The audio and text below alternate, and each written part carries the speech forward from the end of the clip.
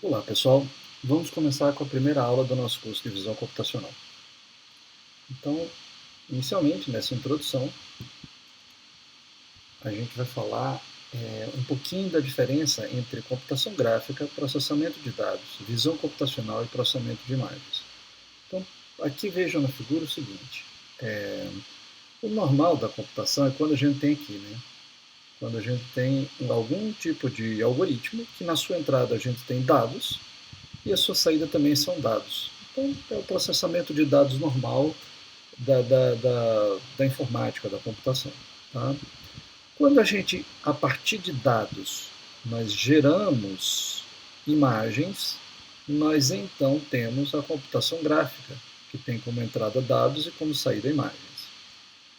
O foco dessa disciplina ele está aqui nessas duas partes. Né?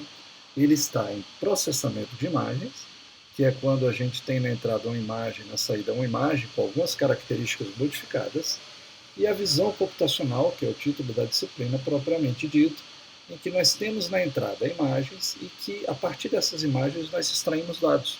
Tá?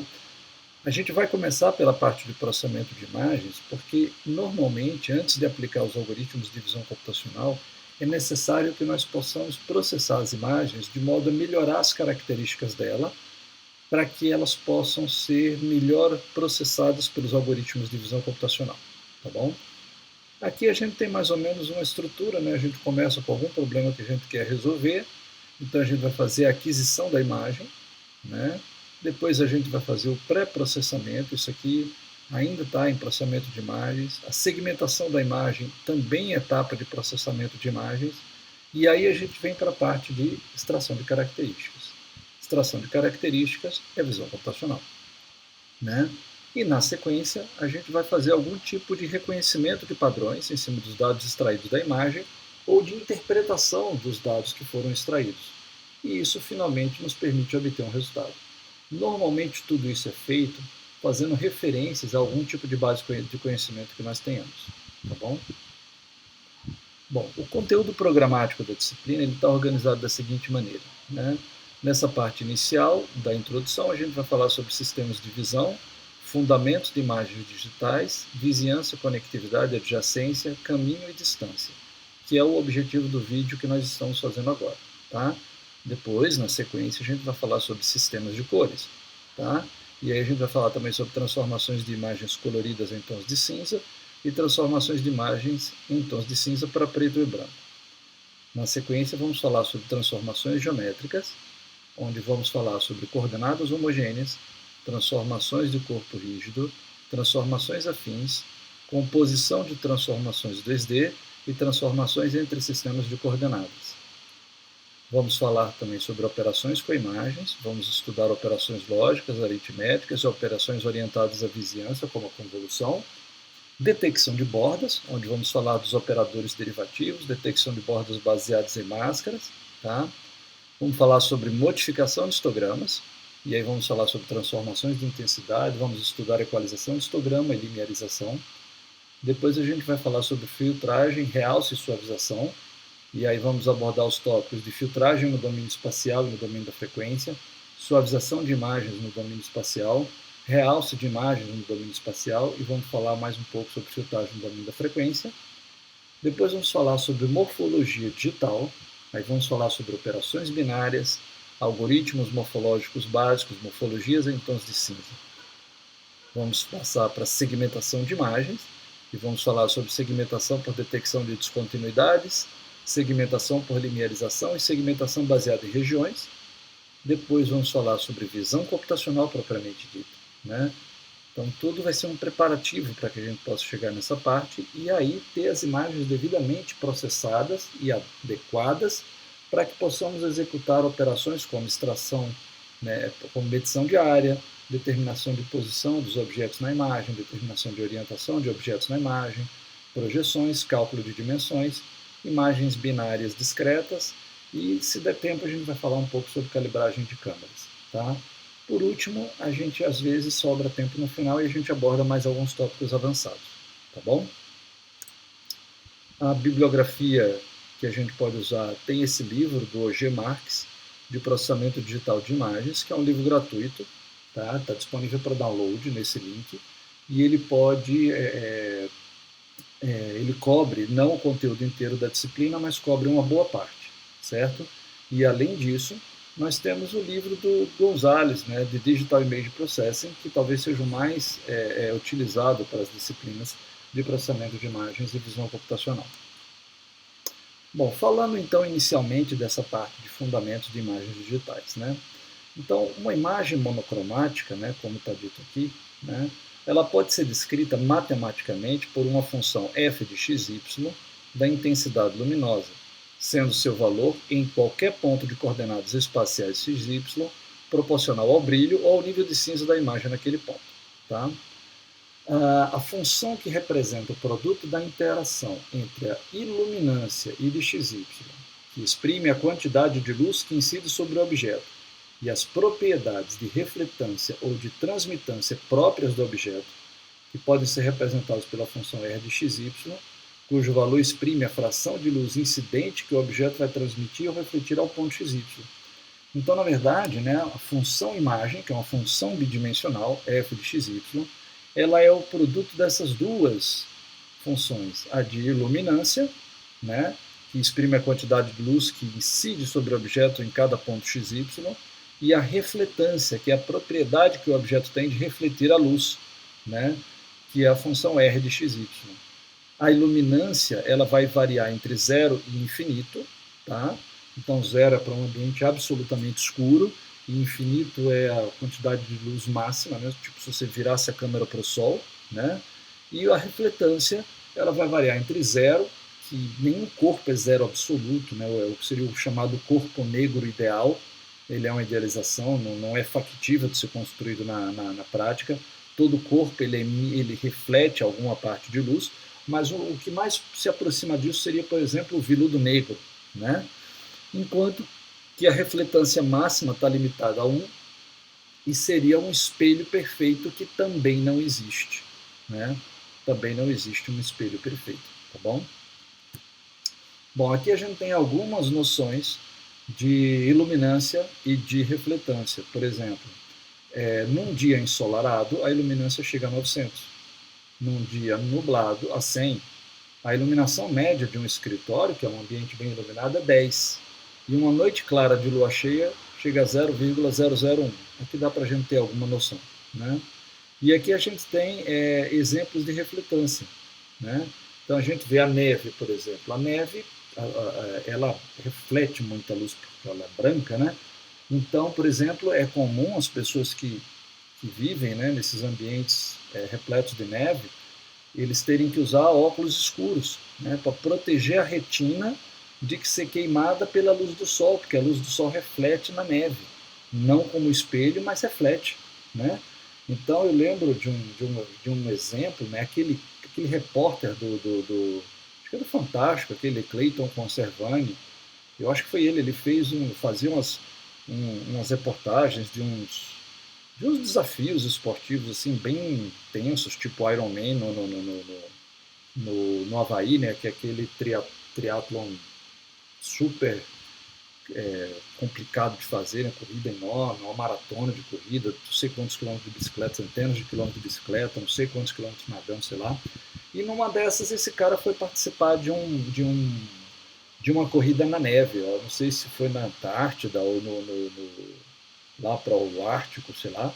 O fato é que em algum momento ele perdeu os óculos dele, né? Não sei, não me lembro exatamente o motivo, e ele teve uma queimadura parcial na retina por conta do reflexo da luz do sol na neve. Então isso de fato acontece, né? Bom, aí a gente vê uma parede branco fosca com 0,80, né? O aço inoxidável com 0,65, e a gente vê o exemplo lá do veludo preto que eu falei para vocês com 0,01, tá bom? Bom, uma outra coisa importante quando a gente vai falar em fundamentos de imagem digital é que a gente está acostumado, né, com o eixo cartesiano, né, aonde o 00 está aqui no canto inferior esquerdo, mas as imagens elas se assemelham muito mais à estrutura de uma matriz, né? Se vocês forem pensar numa matriz, a coluna 1 e a linha 1 estão aqui, né? E as linhas vão aumentando para cá e as colunas vão aumentando para cá. Então a imagem é como se fosse um eixo cartesiano rotacionado, né? Ele, em vez de estar assim, ele está assim. O y está para cá e o x está para cá, e não assim, né? Normalmente a gente desenha o y para cima e o x para cá, tá? Então ele é aqui, e a origem dele está no canto superior esquerdo. Isso parece bobagem, mas é uma das coisas que mais confunde a gente na prática, quando a gente vai trabalhar com processamento de imagem, tá? Outra coisa que acontece que confunde um pouco é que para linguagens de programação tipo C e Python, o primeiro pixel, né, que seria tipo o primeiro elemento da matriz, ele tem coordenada 00. Mas em MATLAB, o Octave, que é o software que efetivamente nós vamos utilizar, né, ele não começa a indexar as colunas e linhas a partir de 0, e sim a partir de 1. Então aqui a origem dele é no 1, 1. Isso é uma outra coisa que às vezes pode gerar algum tipo de erro de implementação, que a gente tem que estar atento, tá bom? Bom, aqui a gente vai ver o seguinte, né? A imagem analógica adquirida por uma câmera, né, ela precisa passar por um processo de digitalização, né? A imagem no mundo real, ela é contínua, né? Uma informação analógica. E para a gente usar no computador, ela precisa ser digitalizada. E esse processo de digitalização ele se dá em duas partes, na amostragem e na quantização. A amostragem é o seguinte, é que o sensor que eu uso para capturar a imagem, ele é formado por uma matriz, né, de elementos sensores à luz, né, normalmente a gente chama de CCD, acho que é Coupled Charge Device, né, dispositivo de carga acoplada, alguma coisa assim. Basicamente a ideia é que a luz, quando incide sobre esses elementos, ela os excita e fazem com que eles produzam um certo nível de tensão. Quanto mais intensa for a luz que incida nele, maior vai ser o nível de tensão que ele vai adquirir. E isso não é contínuo, isso são pontinhos, né? Então, se você fala de uma imagem sei lá, de 640 por 480, uma imagem com resolução VGA, significa que eu tenho 680 pontinhos nessa direção e 480 pontinhos nessa direção, ou seja, eu tenho 640 colunas e 480 linhas, é uma matriz, tá? Então essa é a etapa de amostragem.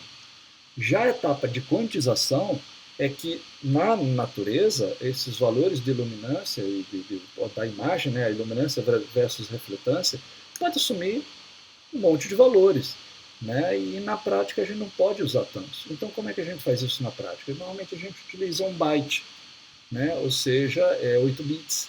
E com isso a gente consegue representar 256 níveis, vai de 0 a 255. Tá? Isso quando a gente está falando em imagem preto e branco. Quando a gente fala em imagem colorida, normalmente esse dispositivo CCD ele tem 3 tipos de células. Uma que é sensível à cor azul, uma sensível à cor verde e outra sensível à cor vermelha. E cada um deles vai ser excitado pela quantidade de azul, de vermelho, de verde que incide sobre ele. E a partir daí a gente recupera a informação colorida, como a gente vai ver depois quando for falar em sistemas de cores. E aí, nesse caso, eu uso 3 bytes para cada pontinho. Um byte para o vermelho, um byte para o verde, um byte para o azul. Tá? Então a gente vai ver que a nossa imagem vai ficar com essa estrutura de matriz, né? Então a função intensidade f de xy, ela pode ter várias faixas de valores, a depender do tipo de imagem. Eu falei para vocês há pouco de 2 exemplos, tons de cinza, quando eu tenho apenas um byte para cada pontinho, e eles variam de 0 a 255, ou imagens coloridas, quando eu tenho, por exemplo, 3 bytes, um para cada cor, para cada componente de cor, né? Mas a gente pode ter também imagens binárias. No caso de imagens binárias, é uma imagem puramente preto e branco. Então, cada pontinho ele é valor 0 ou é valor 1. Só tem esses dois. Tá? Aí tem o exemplo aqui dos níveis de cinza, como eu falei para vocês, e o exemplo dos coloridos, que pode ser o índice na tabela de cores ou pode ser 3 bytes, como eu falei para vocês antes. Né? E os elementos da imagem que possuem um valor f de xy, a gente denomina ele de pixel. E a origem da palavra pixel vem da abreviação de Picture Element. Né?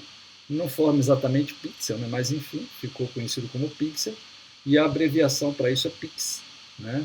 É a abreviação em inglês para picture. Bom, nessa slide aqui a gente vai falar um pouquinho sobre 2 aspectos que são importantes, que são tons de cinza e resolução. Tá? Aqui a gente vai ter imagens com diferentes resoluções. Aqui é uma imagem com 256 por 256 posições, né? Então ela teria 256 por 256 pixels. Aqui ela é de 128 por 128, 64 por 64 e aqui embaixo, menorzinho, no item D, 32 por 32. É óbvio que à medida que vai ficando menor, a gente vai perdendo a capacidade de diferenciar as coisas, né? Então é como se a gente fosse perdendo a capacidade de perceber os detalhes e só conseguisse enxergar as coisas mais marcantes, digamos assim, tá? Inclusive isso é uma técnica usada em alguns métodos de processamento de imagem que a gente vai falar mais adiante, tá? E um outro ponto que a gente vê aqui é o número de níveis de cinza que a gente usa para representar. Então aqui embaixo a gente tem apenas 2 níveis, que é o preto e o branco puro, tá? Então veja que fica uma imagem de qualidade péssima. Quando a gente passa para a imagem à esquerda, né, embaixo ainda, a gente tem 4 níveis. Então a gente tem 2 bits, né? É como se eu tivesse 4 níveis de cinza. Vejam que a qualidade da imagem é péssima. A gente passa para 3 bits, a gente vai para 8 níveis, começa a melhorar, mas veja como está feio o céu aqui ainda, né? Com 16, o céu fica um pouquinho melhor, fica um degradê mais suave, mas ainda dá para ver as linhas, né? Que elas não existem na prática. Aí quando a gente chega aqui para 32 níveis de cinza, que seria o equivalente a 5 bits, pelo menos eu, não sei vocês, já não vejo diferença significativa de 32, 64, 128 ou 256. Isso denota um fato que o nosso olho, o olho humano, ele não é muito bom para discernir entre níveis de cinza, tá? Ele tem uma capacidade baixa para isso. A gente, com 32 níveis de cinza, a gente já não consegue mais ver diferenças. Mas os algoritmos computacionais são bastante sensíveis a isso. E eles conseguem perceber muito de diferença nesse sentido, tá? Aqui a gente tem basicamente uma tabela mostrando a quantidade de espaço de armazenamento que a gente precisa em cada um desses casos, né? Em cada um desses casos. Quando a gente vai ter número de bits de 1 a 8, e aqui é o número de pixels, né, que a gente vai estar trabalhando. Isso vai ser 32 por 32, 64 por 64, 128 por 128, 256 por 256, o 512 e o 1024 não estão representados aqui. Tá? Aqui a gente só tem as imagens até 256 por 256. E aí vejam que na imagem 256 por 256 com 8 bits, a gente precisa de 1 milhão de bits para armazenar a informação. Enquanto que se eu tivesse apenas, se eu usasse apenas 1 bit, né, se fosse uma imagem binária, eu usaria 131 mil. Tá? E a gente vê aqui como varia também com relação ao tamanho da imagem. A mesma imagem com 8 bits para níveis de cinza, com 1024 por 1024, ocupa essa quantidade de espaço aqui, e se ela for 32 por 32, vai precisar de muito menos bits, tá bom? Bom, uma outra informação é que a resolução de uma imagem, ela normalmente é medida em dpi. dpi significa dots per inch, ou seja, pontos por polegada, né? Os pixels de uma imagem digital, eles não possuem tamanho determinado. Depende do dispositivo que você está usando para visualizar. Então você pode ter uma tela de celular de altíssima resolução, onde cada pixel é muito pequenininho, né? E você vai ter uma tela de TV, por exemplo, imagine uma TV de 32 polegadas, de resolução HD, que ela tem 1300 e pouco por 720 linhas, né? E de repente tem celulares com resolução muito mais alta que isso, com uma tela muito menor. Então significa que cada pixel na telinha do celular ele é fisicamente muito menor do que cada pixel na tela nessa TV de 32 polegadas. Tá? Então na prática, né, os pixels de uma imagem digital eles não têm tamanho determinado. Um pixel é somente uma parte da memória do computador que serve para representar uma cor na imagem. Né? Os pixels eles só adquirem um tamanho quando eles são enviados para um dispositivo de saída, seja um monitor, aí eles vão, quando eu acender um pixel, ele vai adquirir um tamanho físico, porque vai depender do tamanho que aquele pixel tem naquela tela, ou quando mando para imprimir aquilo num papel, né, através de uma impressora. Tá? Nos arquivos de imagem, o problema de tamanhos diferentes de saída ele é superado através do registro da resolução da imagem em DPI.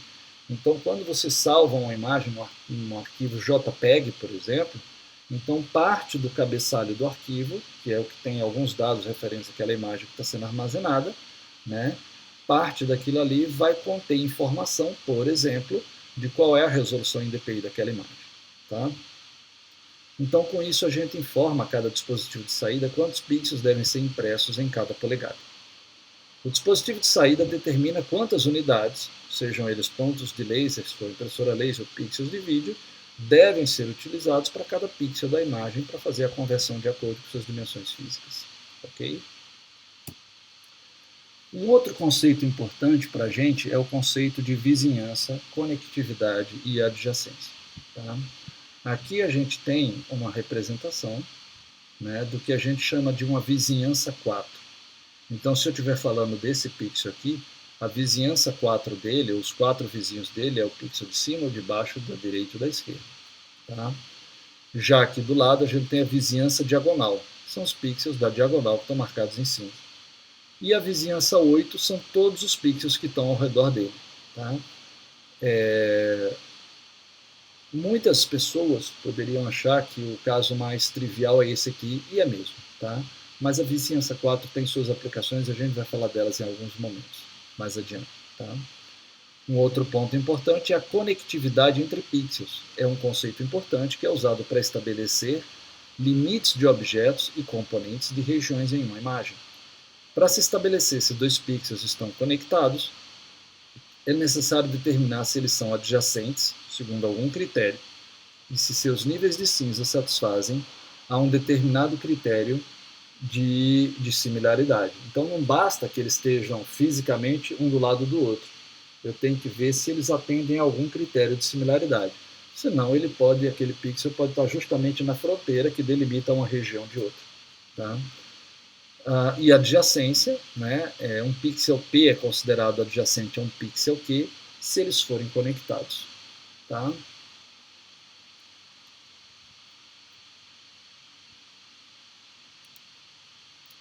Caminho. Né? Então, um caminho, ou um path, de um pixel P de coordenadas xy a um pixel Q de coordenadas st, é uma sequência de pixels distintos de coordenadas x0, y0, x1, y1 até xn, yn, onde x0, y0 é igual a xy, tá? xn, yn é igual a st, e xi, yi é adjacente a xi menos 1, yi menos 1, com i variando de 1 a n, onde n é denominado o comprimento do caminho. Tá? Esses conceitos, se eu estou falando deles agora, eles ficam um pouco abstratos, porque a gente não tem nenhum exemplo concreto para se referenciar, né? Mas a gente vai voltar a eles em algumas oportunidades ao longo da disciplina, e aí vai ficar um pouco mais claro para vocês. Tá bom? Bom, um próximo ponto é a questão do conceito de medições de distância. Né? Então, dados os pixels P, Q e Z, com coordenadas XY, ST e UV, respectivamente, define-se a função distância D, cujas propriedades são: a distância de P a Q tem que ser maior que zero. Tá? E a distância de P a Q ela só é igual a zero se e somente se P for igual a Q. Então, essa primeira definição diz que a função distância ela é uma função que só pode assumir valores positivos. E ela só é nula se os pontos P e Q forem o mesmo. Tá? Se forem quaisquer outros pontos distintos, a distância será maior que zero e positiva. Claro, se é maior que zero é positiva, né? Óbvio. Né? Então, esse é um primeiro conceito. Um outro aqui diz que a distância de P a Q é igual à distância de Q a P, né? Isso, pelo menos quando eu era criança, às vezes a gente brincava assim na escola, né? Um colega chegava para o outro e dizia: "Ei, cara, vem aqui", e o outro gritava: "Vem você, a distância daqui para aí é igual à distância de lá para cá é igual à distância daqui para aí, né? Então vem você", né? É um conceito básico que já se usava intuitivamente quando eu era criança, digamos assim, né? E continua obviamente válido, né? E o outro, que é um pouquinho menos intuitivo, digamos assim, mas também não é nada difícil de perceber, é que a distância de P a Z é menor ou igual do que a distância de P a Q mais a distância de Q a Z. Tá? O caso da igualdade acontece, né, quando os pontos P, Q e Z são colineares. Né? Deixa eu fazer um desenhozinho aqui para poder ilustrar um pouco esse conceito. Só um instantinho. Então, vejam, digamos que eu tenho aqui um ponto P, deixa eu só ativar aqui. Então, aqui eu tenho um ponto P, né? Aqui eu tenho um ponto Q, e aqui eu tenho um ponto Z, tá? Então, o que ele está me dizendo é que a minha distância, né, isso aqui seria a minha distância, né, de P a Z, tá? Minha distância de P a Z, ela vai ser menor ou igual do que a minha distância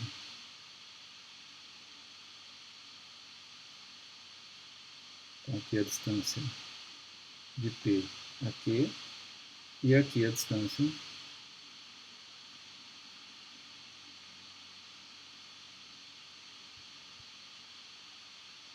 de Q a Z.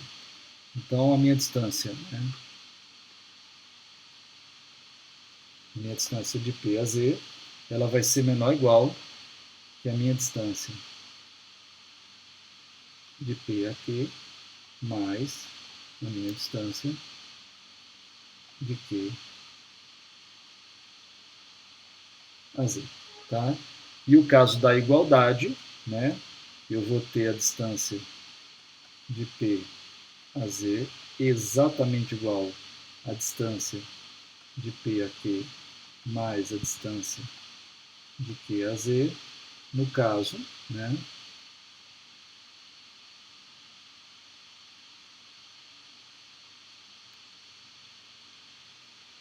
aqui eu tenho o ponto P, aqui eu tenho o ponto Z, e aqui eu tenho o ponto Q. Então, nesse caso aqui, né, em que os três são colineares, é que se aplica a igualdade. Em qualquer outro caso, a distância direta de P a Z vai ser menor do que se a gente fizer esse caminho aqui. Tá? Então, isso é claro, né? Bom, então, voltando aqui para o nosso conceito de distância, a gente chega na chamada distância euclidiana. Né? A distância euclidiana é aquilo que a gente aprendeu a chamar de distância, né? Que é a distância do ponto, se o ponto P tem coordenadas x, y, né? E o ponto Q tem coordenadas st, então a distância euclidiana vai ser a coordenada x menos a coordenada s ao quadrado, mais a coordenada y menos a coordenada t ao quadrado, tira-se a raiz quadrada disso. Essa é a chamada distância euclidiana. E a distância euclidiana, obviamente, atende todos esses três requisitos. Tá? Ela é sempre maior que zero. Se eu inverter, fizer P a Q ou Q a P, a distância vai dar a mesma. Né? E se eu tiver um ponto intermediário, essa equação aqui também vai ser verdadeira. Tá? Então, para essa medida de distância, os pixels com distância euclidiana em relação a x, y menor ou igual a algum valor r são os pontos contidos em um raio de círculo R centrado em x, y. Tá? Então, é uma informação que a gente já tinha, digamos assim, por intuição. Né? Mas existem outras funções que também atendem a essas três características que são necessárias para uma função de distância. Por exemplo, a distância Manhattan, a distância D4. A distância D4 tem esse nome porque se eu tiver, por exemplo, em uma cidade como Nova York, na ilha de Manhattan, né, ou Aracaju, podemos pegar um exemplo mais próximo, e quiser sair de uma loja que está numa determinada rua e ir para uma outra loja que está numa outra determinada rua, eu não tenho como fazer diagonais, eu não posso passar por cima dos prédios. Né? Então eu sou obrigado a ir fazendo movimentos assim. Tá? Eu vou ter que ir até a esquina, dobra à direita ou à esquerda e assim por diante. Então, quando você vai ver a distância Manhattan, você vai ver quantas quadras você vai ter que andar nessa direção e quantas quadras para andar nessa direção. A opção diagonal não está disponível. Então, o cálculo da distância Manhattan entre os pontos P e Q é dado por coordenada x menos coordenada s tomada em módulo, mais a coordenada y menos a coordenada t tomada em módulo. Né? Então, nesse caso, os pixels tendo uma distância d4 em relação a x, y menor ou igual a algum valor r, eles formam um losango centrado em x, y. Veja que é diferente da distância euclidiana. Tá? Então, os pixels com d4 igual a 1, que são a vizinhança 4, são justamente os 4 vizinhos de XY. Então, nesse conceito aqui, tá? A distância Manhattan é 1 só para esses pixels aqui, ó. Para esse pixel aqui, a diagonal não é viável, então para ir até ele eu tenho que fazer 1, 2. Então ele é um pixel que está a uma distância 2 desse. 1, 2. Entenderam? É isso que ele está falando. E por que eu usaria, por exemplo, a distância Manhattan no lugar de utilizar a distância euclidiana? Digamos que eu estou querendo medir distância de alguma forma num algoritmo de processamento de imagem. Tá? Então, imagine que eu tenho uma imagem de 1000 por 1000 pixels. Então, é uma imagem com 1 milhão de pixels. Então, eu vou ter que fazer uma varredura nessa imagem, que vai ter que fazer em 1 milhão de vezes, porque são 1 milhão de pixels. E em cada uma dessas vezes eu tenho que fazer um cálculo de distância. Se eu uso uma distância euclidiana, eu estou fazendo operações em ponto flutuante, porque a operação de potenciação e a operação de raiz quadrada são feitas em ponto flutuante. E elas levam muito mais ciclos de máquina para serem concluídas do que se eu fizer simplesmente duas subtrações e uma soma e considerar os valores das subtrações de módulo. Então, o cálculo da distância Manhattan ele é muito mais rápido do cálculo da distância euclidiana. E como as duas são medidas de distância, quando uma aumenta, a outra aumenta. Quando uma diminui, a outra diminui. O que muda é como aumenta, de quanto aumenta. Mas na maioria das vezes eu consigo ajustar isso, tá? Fazendo pequenos ajustes nos meus limiares. E aí eu opto por uma distância Manhattan que já que eu vou executar isso 1 milhão de vezes, e muitas vezes eu preciso fazer isso na medida que um vídeo vai sendo processado, 30 quadros por segundo, imagine. Então, se eu posso economizar e fazer um processamento mais rápido, esse não será o único processamento a ser feito, tanto melhor. Tá? Uma outra distância também usada muito é a chamada distância do tabuleiro de xadrez, a D8. Né? Na D8, a gente considera a vizinhança 8, né? Enquanto que na Manhattan a gente considera a vizinhança 4. Então, na D8, eu simplesmente tomo o máximo entre a diferença nas coordenadas x menos s, em módulo, né, claro, sempre, ou y menos t. Então, eu vejo a diferença assim e vejo a diferença assim. Qual das duas é maior? Essa. Então, pronto, essa é a minha distância. Tá? Porque max é um operador que devolve o maior valor entre um conjunto de valores entre parênteses. Nesses casos, os pixels da distância 8 em relação a xy, tá? Menor ou igual a algum valor r, formam um quadrado centrado em xy. Então, a gente vê que na distância Manhattan é um losango, na distância euclidiana é um círculo, e na distância 8 é um quadrado. Tá? E os pixels da distância 8, com D8 igual a 1, são os 8 vizinhos de XY, como a gente falou há pouco. Né? Esse cara para cá é um pixel de distância, um pixel de distância, um pixel de distância, um pixel de distância, todos estão a um pixel de distância. Ok? Bom, pessoal, no próximo vídeo, eu vou interromper agora para não ficar muito longo, a gente já está com 33 minutos de duração. No próximo vídeo nós vamos falar sobre modelos de representação de cores. Tá? Mas por enquanto a gente vai parar por aqui e continuamos em seguida. Obrigado.